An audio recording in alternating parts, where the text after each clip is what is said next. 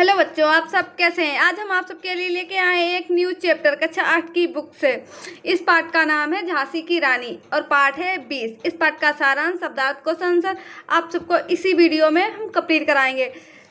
उम्मीद करते होंगे आप सब अच्छे होंगे और अच्छे से पढ़ाई कर रहे होंगे। तो आइए हम जानते हैं।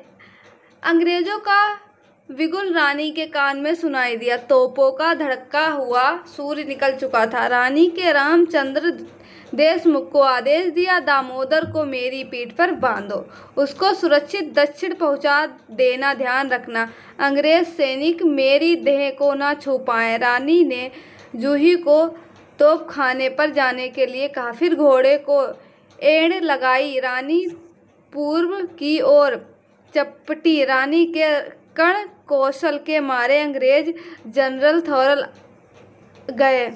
थर्रा गए। मतलब जो अंग्रेज थे, रानी के कौशल के मारे अंग्रेज जनरल जो थर्रा गए। जो हमारी झांसी की, आप सब जानते होंगे कि झांसी की रानी कितनी बहादुर और उसने हमारे देश के लिए लड़ाई ली, अंग्रेजों से कितनी लड़ाई लड़ी। टीवी पे चैनल नाटक भी आता होगा, शायद आप लोगों ने देखा होगा। सबने नहीं तो कुछ लोगों ने ज़रूर ही देखा होगा, क्योंकि नाटक आता था टीवी पे तो देखते हैं। और उसमें भी आपने देखा ही होगा कि रानी कितनी बहादुर, साहसी और अंग्रेज़ों के लिए एक लड़ने के लिए उसने क्या कुछ नहीं किया। तो यही सब बताया गया। आइए जानते हैं आगे। रानी के पीछे पैदल सैनिक थे। मतलब रानी के पीछे जो थे सैनिक थे। रानी घोड़े पे थी और नीचे जो थे सैनिक थे, चल रहे थे। धीरे धीरे पश्चिम दक्षिण की अपनी सेना से मिलने के लिए मुड़ी। दांतों में लगाम थामकर रानी ने दोनों हाथों को तलवार चलाकर अपना मार्ग बनाया। मतलब दोनों हाथों से तलवार चलाई, मुंह से लगाम पकड़ी घोड़े की और दोनों हाथों से चलाई, तभी उसने अपना रास्ता निकलने के लिए बनाया। आगे जानते हैं। दक्षिण पश्चिम की ओर सोन रेखा नाला था। मुंदर रानी के साथ थी। रघुनाथ सिंह, रामचंद्र देशमुख और 20-25 लाल कुर्ती सवार रानी को घेरे थे। मतलब जो अंग्रेज थे उनके जो कपड़े थे पहले लाल लाल थे, आपने देखा ही होगा, आप देख भी सकते हैं। रानी को घेरे हुए थे। अंग्रेज घेरे को कम करते जा रहे थे। उसी समय तात्या ने रुलेरी और अवधी सैनिकों की मदद से अंग्रेज को बिहुर पर प्रहार कर दिया। अंग्रेज रानी को छोड़कर तात्या की ओर मुड़ गए।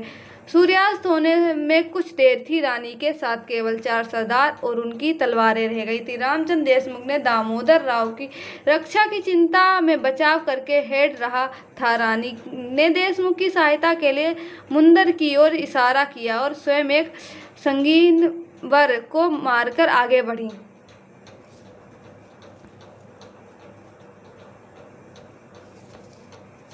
8-10 गोरे सवार रानी के पीछे थे। रानी ने कहा, मेरे शरीर को अंग्रेज ना छू पाए।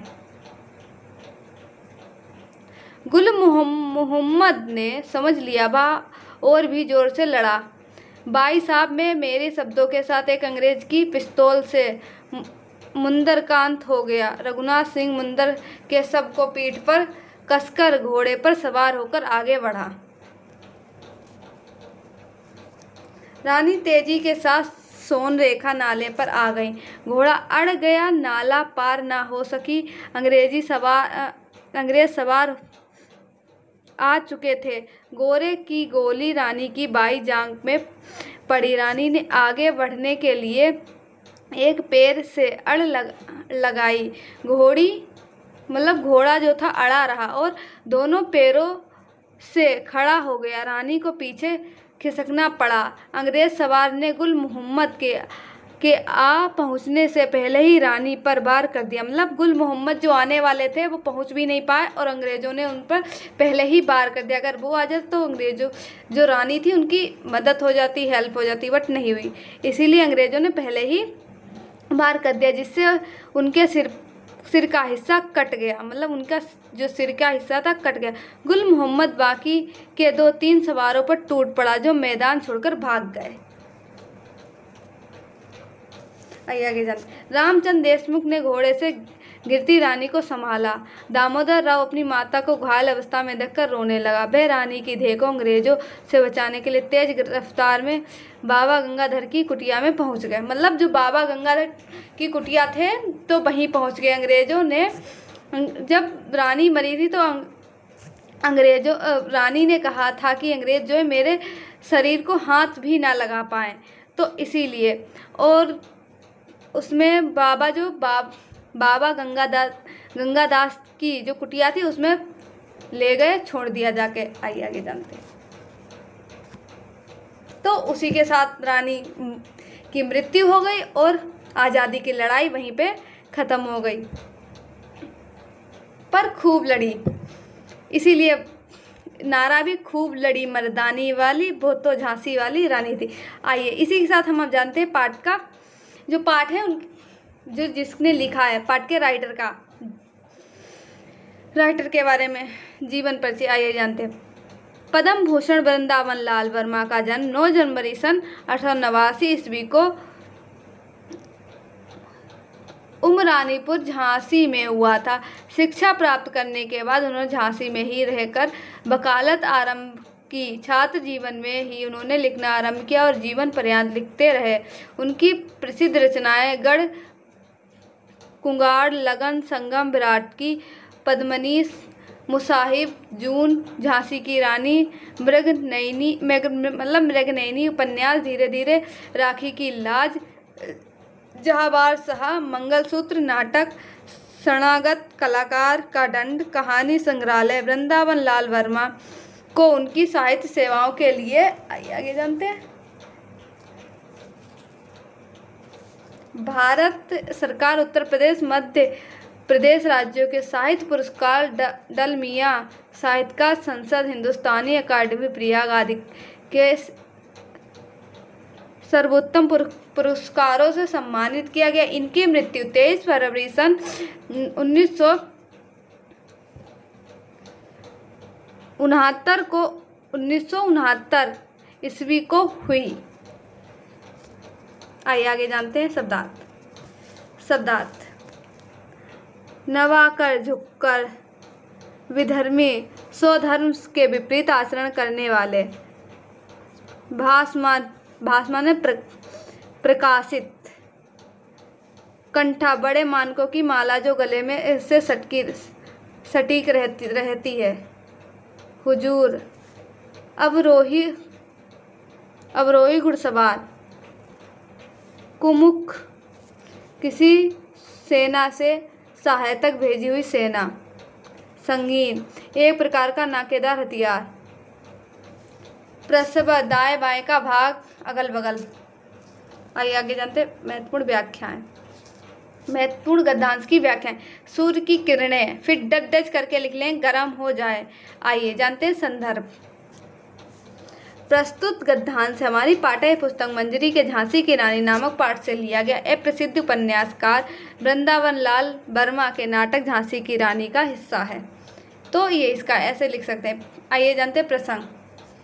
उपन्यासकार ने अंग्रेजों से युद्ध की बेला पर रानी लक्ष्मीबाई के रूप, सौंदर्य, उनकी सज्जा और घोड़े के विषय में वर्णन किया है।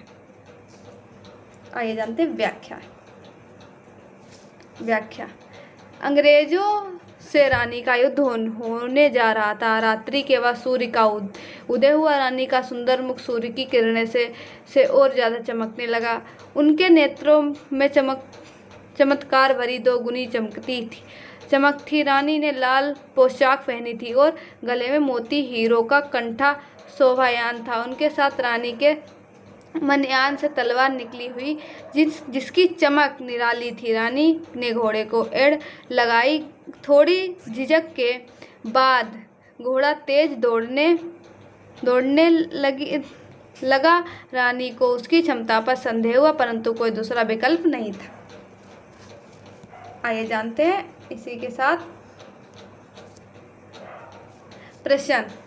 इस पाठ में कुछ वीरांगनाओं के नाम आए हैं पुस्तक में, और अपने बड़े बुजुर्गों से कुछ और वीरांगनाओं के बारे में जानकारी एकत्रित करके कक्षा में बाल सभा में चर्चा कीजिए। इसमें मतलब बताया गया है अपने जो है बुजुर्ग जो है घर में दादी नानी है बाबा है उनसे पता करने के लिए कहा गया है।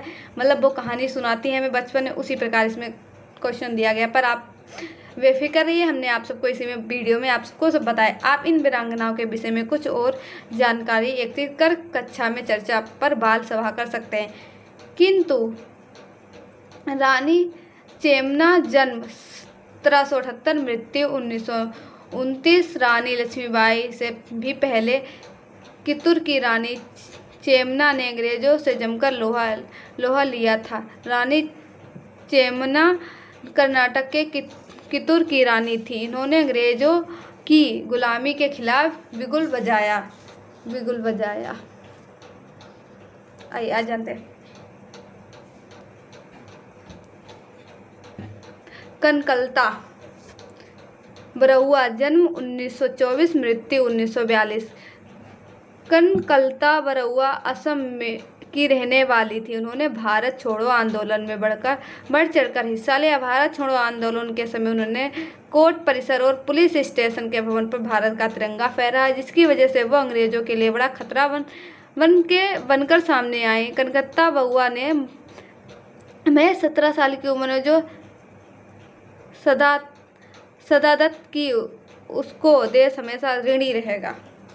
मतलब वो बहुत छोटी थी, मतलब 17 साल की उम्र में ही उन्होंने युद्ध प्रारंभ किया। वीरांगना झलकारी देवी, जन्म अज्ञात, मृत्यु 1857।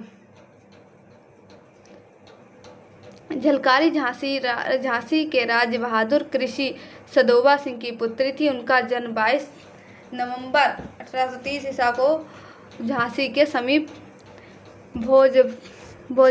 भोजाला नामक गांव में हुआ था। इनकी माता का नाम यमुना देवी था, जिनका अधिकांश समय प्रयाग जंगल में ही काम करने में व्यतीत होता था। अंग्रेजों जंगलों में रहने के कारण यही झलकारी के पिता ने उसे घुड़सवारी में अस्त्र संचालन की शिक्षा दिलवाई थी। कलकत्तर की उनकी शादी महारानी लक्ष्मीबाई के तोपची पूरन सिंह के साथ हो गई। रानी लक्ष्मीबाई के भेष में युद्ध करते हुए झलकारी बाई ने शहादत दे दी। उन्होंने तोपों से भी अंग्रेजों के सामना किया और तोप के गोले से भी उड़ा दी गई। तोप से गोले उड़ा दी गई, मतलब तोप से गोले से जो होती वो उड़ा दी गई।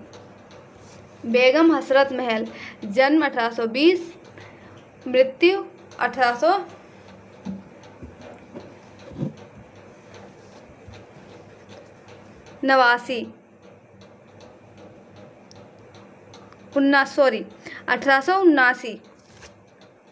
अवध की बेगम हसरत महल ने 1897 के पहले स्वाधीनता संग्राम में अंग्रेजों के दांत खट्टे कर दिए थे। भारत सरकार ने बेगम हसरत महल के सम्मान में सन 1984 में डाक टिकट भी जारी किया। इसके अलावा लक्ष्मी सहगल, जन्म 24 अक्टूबर 1914, मृत्यु 23 जुलाई 2012। सरोजनी नायडू, जन्म 1889, मृत्यु 1949। सुचेता कुलपानी, जन्म 1908, मृत्यु 1974। आज स्वतंत्रता सेनानी महिलाओं के विषय में भी चर्चा कर सकते हैं। आइए जानते हैं दूसरा क्वेश्चन। इतनी जो महिलाएं थी हमारे देश को आज़ाद करने में उन्होंने बहुत ही बड़ा योगदान दिया। भारत में किस समय की घटना का वर्णन किया गया? इस देश की दशा के बारे में क्या पता चलता है? यह सन 1897 ईस्वी में स्वतंत्रता संग्राम की घटना। अंग्रेजी राज्य के अंतर्गत भारतीय राजवाड़े बेटे थे, जिन्होंने फूट थी और एकता का अभाव था। अधिकतम जमींदार अंग्रेजों के प्रति वफादार थे। किसान व आम जनता दयनीय स्थिति में थी। आइए जानते हैं दूसरा क्वेश्चन। युद्ध के अंतिम क्षणों में जब नया घोड़ा सोन रेखा नाले पर अड़ गया, उस समय रानी लक्ष्मीबाई के मन में क्या विचार आए होंगे? रानी के मन में देश पर बलिदान हो जाने की वेला पर विचार आया कि वह स्वराज्य की नींव बनाने जा रही थी।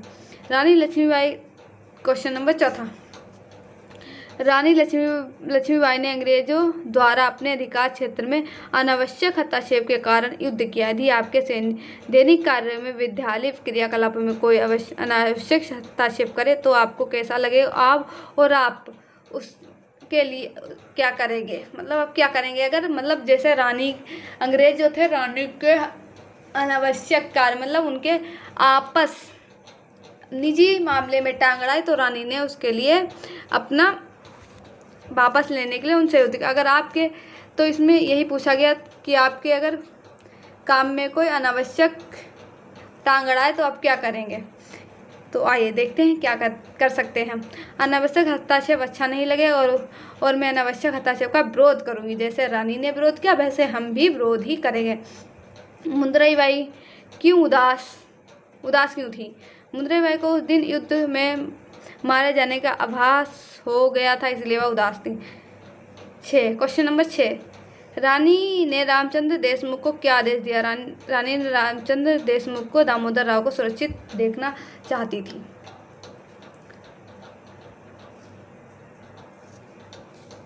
यह अस्तबल में प्यार करने वाला जानवर है। रानी ने घोड़े के लिए वह भागी क्यों कहा। रानी ने घोड़े को एड़ लगाई तो वह झिझका। इसमें रानी को उसकी क्षमता पर संदेह हुआ था। रानी ने घोड़े के लिए क्या वाक्य कहा। यह वाक्य कहा मतलब यही वाक्य कहा था। जूही ने अंग्रेज सेना का मुकाबला कैसे किया। जूही ने अंग्रेज पर तोपों के गोले बरसाए और अंत में तलवार से लड़ाई लड़ती हुई शहीद हो गई। अंग्रेज जनरल ने रानी से युद्ध के लिए क्या योजना बनाई। अंग्रेज जनरल ने पैदल पटेन पूर्व और दक्षिण की भीड़ में छिपा ली और हुज्जर सवारों से कई दिशाओं में आक्रमण की योजना बनाई। अंतिम समय में रानी की पराजय क्यों हुई। रानी का घोड़ा अड़ा रहा और रानी नाला पार नहीं कर पाई, इसी के कारण रानी की हार हो गई। निम्नलिखित शब्दों को विपरीत शब्द लिखें। मतलब अंतिम का प्रथम, सुरक्षित का असुरक्षित, सूर्योदय का सूर्यास्त का सूर्योदय, विलंब का शीघ्र। मतलब ये विलोम शब्द है जिसका अपोजिट हमें बताना होता है, वही है। आइए जानते हैं। निम्नलिखित शब्दों का अर्थ लिखकर अपने वाक्यों में प्रयोग कीजिए। वाक्य प्रयोग करके।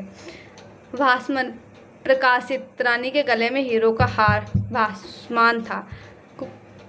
कुमुक, सेना के सहायतक भेजी गई सेना रानी की जूही की सहायता के लिए कुमुक भेजी। आगे जानते हैं।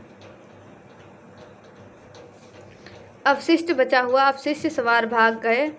नगाड़े जो गणना में न आए, अंग्रेज नगाड़े संख्या में थे। प्रोत्साहन, उत्साह वृद्धि, जनरल सैनिकों को प्रोत्साहन हेतु तत्पर थे। क्वेश्चन नंबर 13, निम्नलिखित वाक्यों को सरल वाक्यों में बदलिए। रघुनाथ ने फुर्ती से घोड़े से उतरकर अपना साफा फाड़ा। दूसरा, घोड़े पर उनको होशियारी से रखकर बाबा गंगादास की कुटिया पर चले गए।